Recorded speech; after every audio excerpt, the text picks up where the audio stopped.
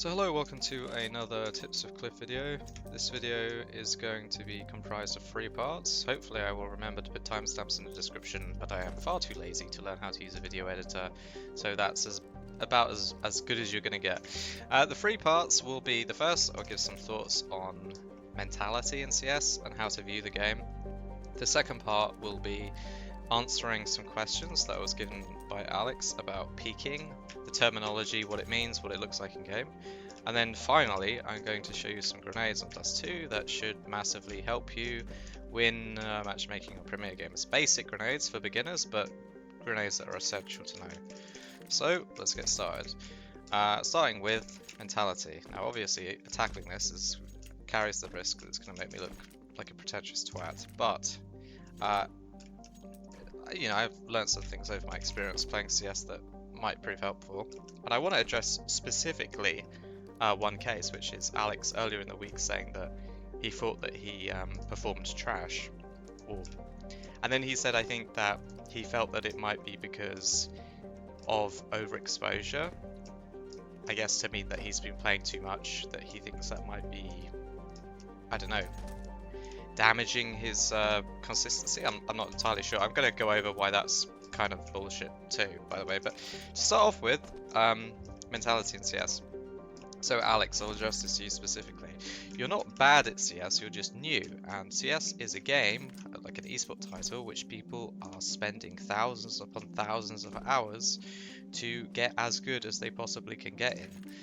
Indeed, I know many people that are not even gamers, but play CS or the equivalent. Like, some people play League, some people play Dota, and a lot of these people aren't necessarily even gamers. They don't play RPGs or strategy games, they just solely play because they like the competitive element. Now, if you're playing just for fun and you like taking a P90 down middle and that kind of thing, then go for it. You know, that shit is fine. People play for whatever reason they get enjoyment out of the game. It is ultimately only a game. However, if you are looking to improve, you have to understand that because you are so new, you're so young in CS hours, that is why you are, or you get the perception that you are not very good. Because you need experience. And the only way to get experience is to play.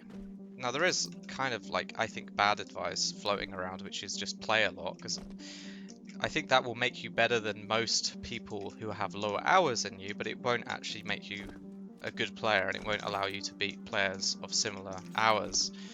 To be a good player that can beat players of similar hours and to improve the fastest, you have to have a perspective on the game which is more in-depth and more analytical than just, did I do good?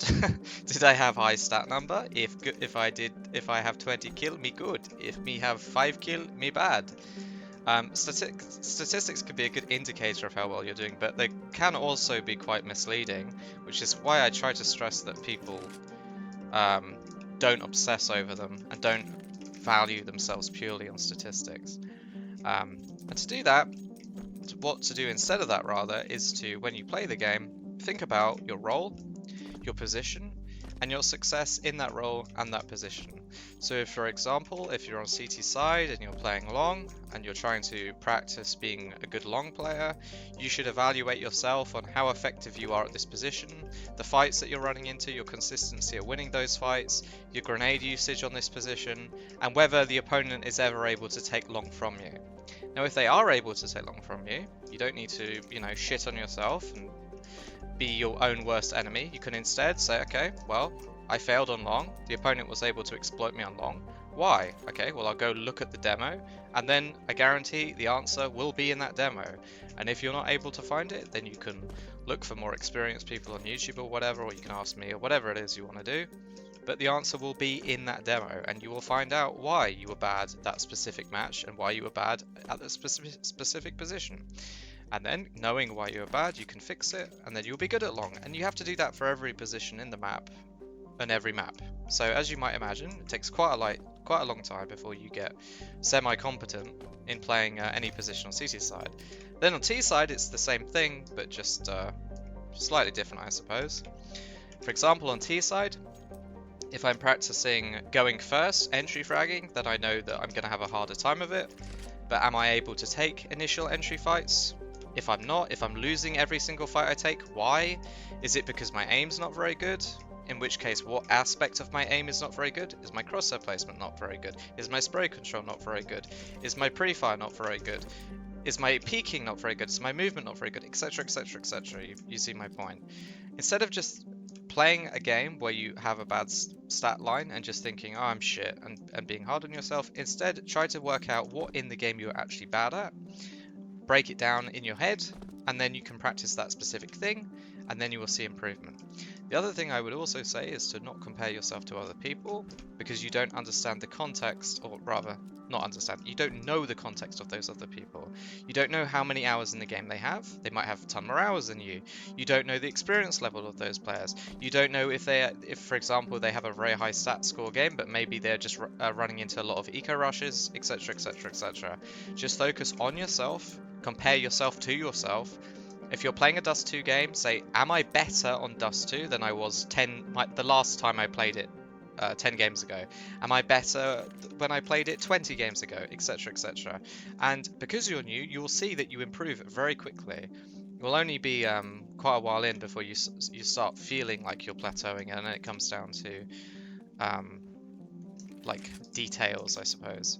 But as a beginner, if you're having bad games, just try to take something from the bad game. There's always something to learn if you have a bad game. There's always something that you can get from it. It's not a waste of time so long as you do that, okay?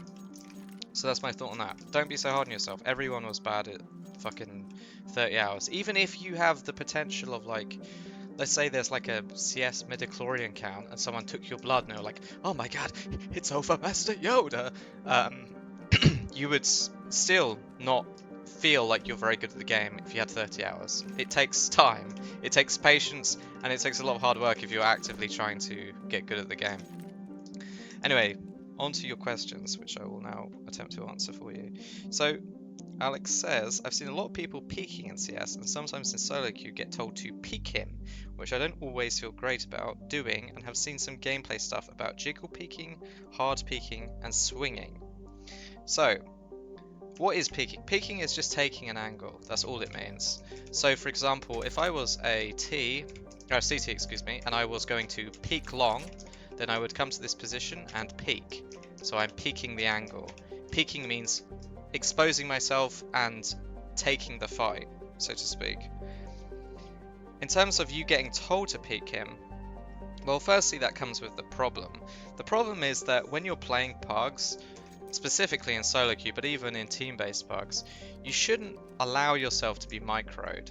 Now, because you're very new, it's very easy to be microed because you don't really know what you're doing, so you don't have any confidence and you feel uncomfortable, and players might pick up on that. But it's not actually that beneficial to be microed. So if you on a team and someone's always in your ear telling you what to do, you can kindly tell them to shut the fuck up. Now, there's a difference between that and strat calling. So, to give an example, if we were strat calling, or you had an in-game leader on T side, you should listen to the in-game leader. And the in-game leader might say, okay, let's go B, one person's going to smoke lower tunnel and go out mid, and then the rest are going to explode on B and throw a flash on the left side. You should listen to that comm, right? But if you got to this corner and someone was like, peek, peek, peek, peek, and then you took a peek, took a fight or whatever, and he's like, push the door, push the door, push the door, make sure you flash, make sure you flash, flashing, make sure you peek, peek, peek, peek, etc. If they're doing that kind of thing, just tell them to shut up, because it's eroding your confidence. It's not allowing you to develop your own instinctive way of playing CS, and also it's not beneficial to them because they're not concentrating on what they're doing, and it's not beneficial to you because how is it possible to concentrate if you have someone in your ass screaming at you what to do? So that's the first thing. But the second thing, the reason why people might be telling you to peek him a lot is because you could possibly be too passive a player. Meaning you're like worried about taking fights, and because of that you're too slow, and because of that you're losing the advantage in, for example, trading or in taking a fight. So I will give some examples to explain what I mean. Let's say there's a CT cat player here, and he's pushed towards middle. And you are here and you have a teammate in front of you. As your teammate moves forwards to take this fight, you need to be peeking with your teammate, so that the opponent has 2 targets instead of 1, and if he kills the first target, you can kill him. If you do not peek because you're too passive and you're just waiting, your first player peeks, the opponent kills the first player, resets his aim, then you have to peek, and all of a sudden, instead of a percentage fight where maybe we had like an 80-20% of beating this guy, we now give this guy 2 50-50 fights. So it's important to recognize that if we're playing too passively, we're putting ourselves and also our teammates at a massive disadvantage. This can sometimes be known as baiting as well. So if you feel like in games you're being told to peek a lot, it might be because you're going too slowly. However, as I said, you shouldn't let people dictate to you how you can play in terms of like microing you. You should have the confidence and develop the confidence over time to know how you want to play and not have someone micro you. Let me just double check what else. I think it was jiggling and swinging. Okay, so jiggling, what is jiggling? Jiggling is a technique. Most of the time we do it with our knife out. And it's a means, firstly, it's a tool that can be used to get information. The reason, obviously, I have the knife out is because it makes me a faster target than if I have a gun out. If I have a gun, I'm slower than if I have a knife. Excuse me. So the thing with jiggling is it's firstly a tool to gain information, and it can be used on certain maps to gain information more safely. And secondly, it can be used as a tool to bait out a shot. So it's quite effective against AWPers. So if we had an AWPer watching this angle, I might jiggle to bait out a shot. So like might show him my shoulder, and as soon as he shoots, I might swing and try and kill him with my rifle. So jiggling is kind of out of meta though, because it's not as good on CS2 because of the way subtick works. But yeah, it's a tool, it's a technique in which we can gain information safely, and we can also bait out AWP shots. However, there are only certain angles you should be jiggling, so don't start coming along and doing this. Don't do that. Only do it at certain angles where you know it's effective. So it's not really something a beginner needs to worry about, and it's not too important anyway. But if there's an AWP and you don't have a flash, then you can have it in the back of your mind as something you could possibly do. Bait out the shot and then peek with your gun, try and kill him. So swinging, this is a peek obviously, and this is a fairly narrow peek. Now the problem with a narrow peek is the opponent has a fairly easy kill on us, because typically with crosshair placement you hold the crosshair close to the edge of the surface you think the opponent's going to peek. But if we swing, and we swing wide like this, it makes us a harder target for the opponent to hit, because they have to track our head if they don't immediately land a headshot, and this makes us a harder target. So specifically on entering, meaning going first on T side, or just holding angles on CT side, it can be good to swing rather than to peek narrow, because it makes you a harder target. But again, it depends on the position that you're playing. So that's what swinging is. As for hard peeking, I have no idea what that is, so I assume whoever told you that doesn't know what they're talking about, because I've never heard that term. So yeah, as a point of view saying that you don't feel great about peeking, well, that probably is tied to confidence. So in CS we need to be confident, we need to have balls, even if we're a woman. It's just an essential component of the game. You need to be confident, and if you're not confident, you're going to have a tough time, because in taking certain fights, you have to be bold, you have to be brave, you have to just swing out and take the fight. If you're nervous and you like take the fight half, and then because you're nervous, you immediately hit D and you start shooting the wall and you immediately back off, you're much less effective than someone that is that has confidence to just take a fight, because there are so many advantages in fighting if you are confident. And the reason that you're not confident is because currently you're very new, which means you don't really know what you're doing in a lot of positions. You might have some idea on certain spots, like on long, but for example, if you were caught in short for whatever reason, I'm guessing you wouldn't really know what to do, and because you don't really know what to do, you're second guessing yourself, and that's going to come at the cost of confidence and assertiveness, and that can make you an easy target for your opponent. So to develop confidence, all you need to do is develop your understanding of different positions, develop your understanding of mechanics, and that will come naturally through time if you train and have a desire to improve and reflect on things that you do badly, go and look them up and improve piece by piece, rather than just being like, I'm bad, and, you know, expecting it to go away. Okay, so I think that's those questions are answered. Hopefully that's helpful. Let me know if there's anything that I missed. Now I will show you some useful things on Dust 2 for utility, CT side, T side, essential stuff, even as a beginner you should know. So the first point is, if you're the long guy, if you have the long spawn, and you're the first person going long, you should just take the fight. You shouldn't be worried about grenades. Your sole instinct is to take this fight, right? That's your job. The second or third person that's going along with you can throw these support grenades to help you take that fight. First grenade is to throw a smoke grenade, or whatever this is. This like aluminium sheeting. You aim here and you do a jump throw like this.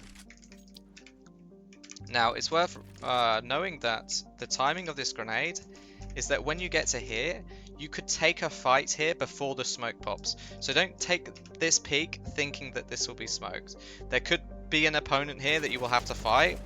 However, if you fight and kill him, this smoke will block any reinforcements coming through, or if they do come through, it'll be an easy kill because they won't, obviously they'll be fighting for a smoke. So if you're the guy supporting your long player, throw this smoke, and then you can come to this corner, look for this Arabic pharmacy sign, and you can throw this flash. And I advise you buy 2 flashes so you can throw it twice in a row in sequence.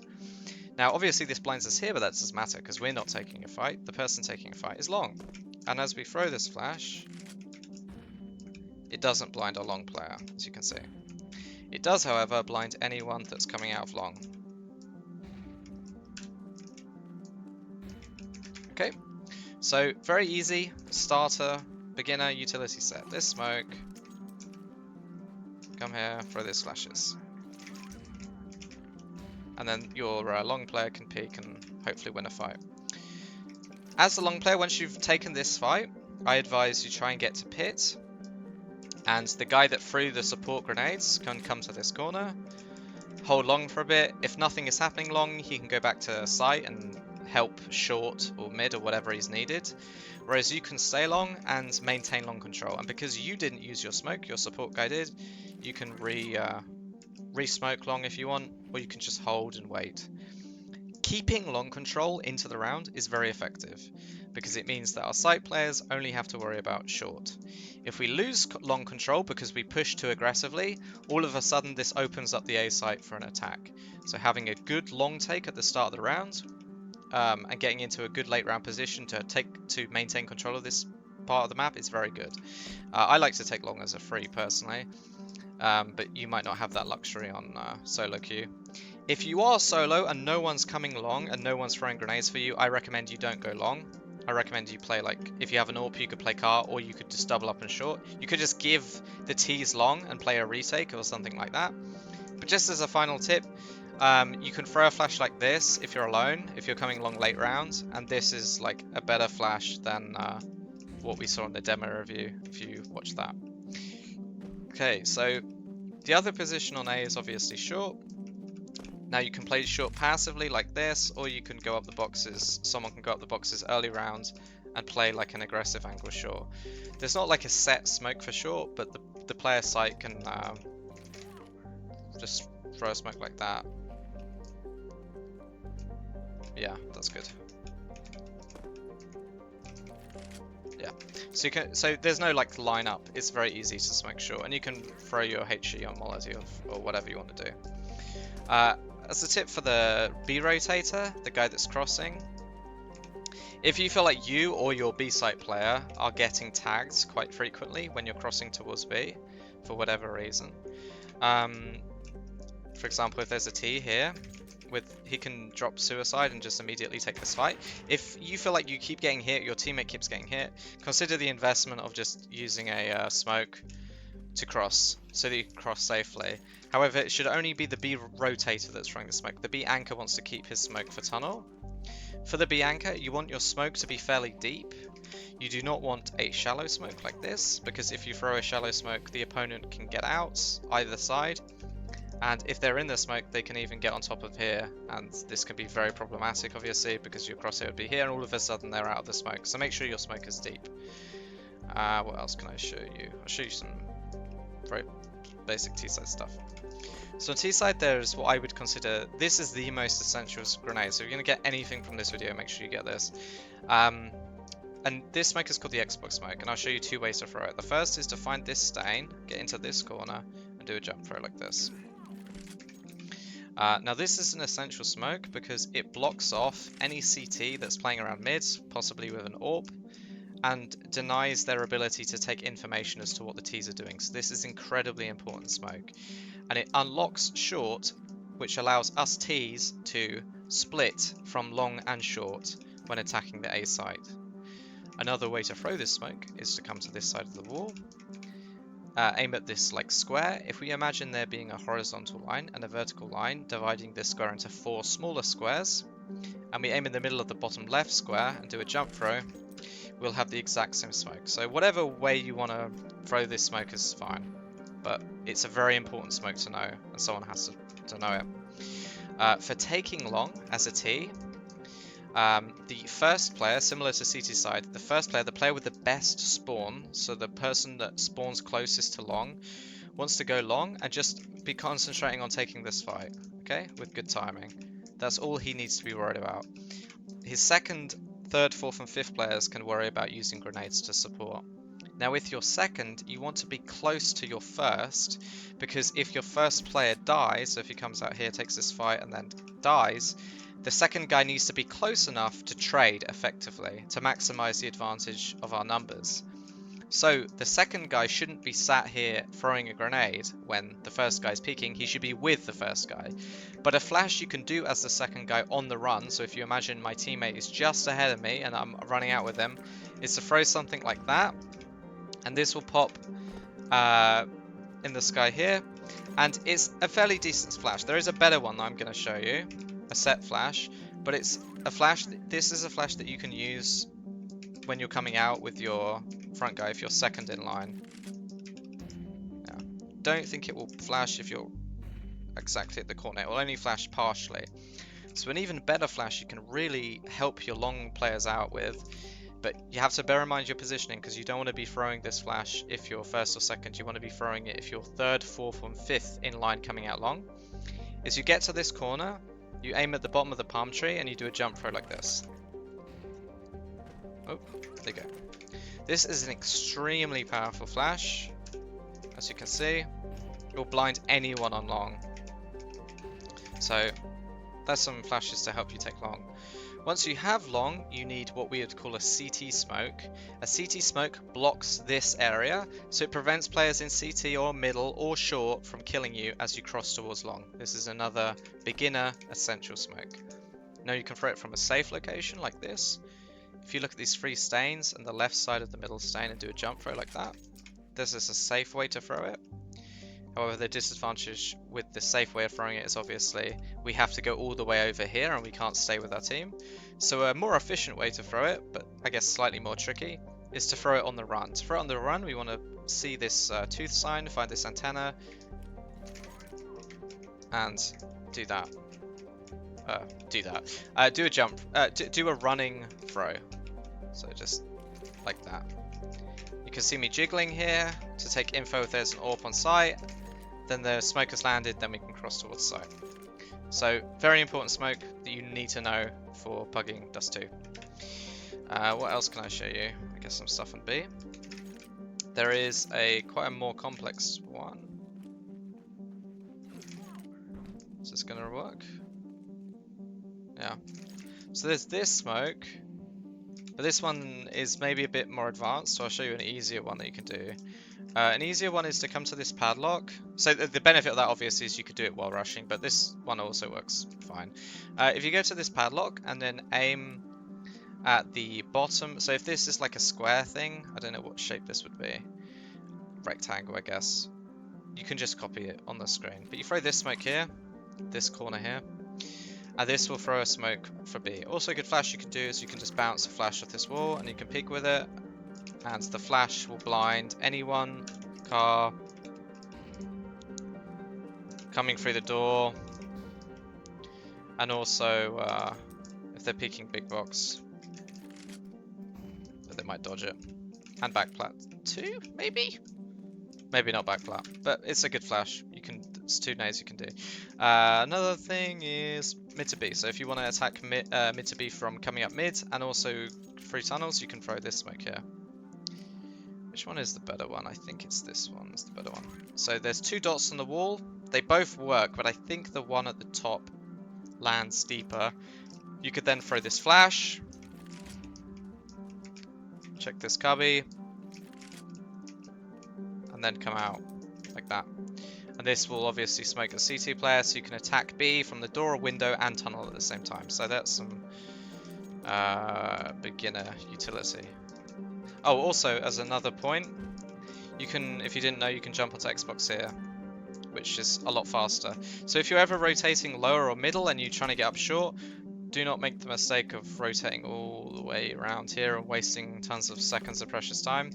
You can get on this pallet, but you can also get on here from lower. So you can just go from here straight onto lower and then up like this. It's a lot faster. And then, oh yeah, there's a flash. There's a good flash for you if you're taking short. Look at this.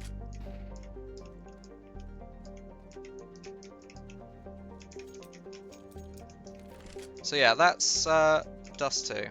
Hopefully there's some useful stuff there.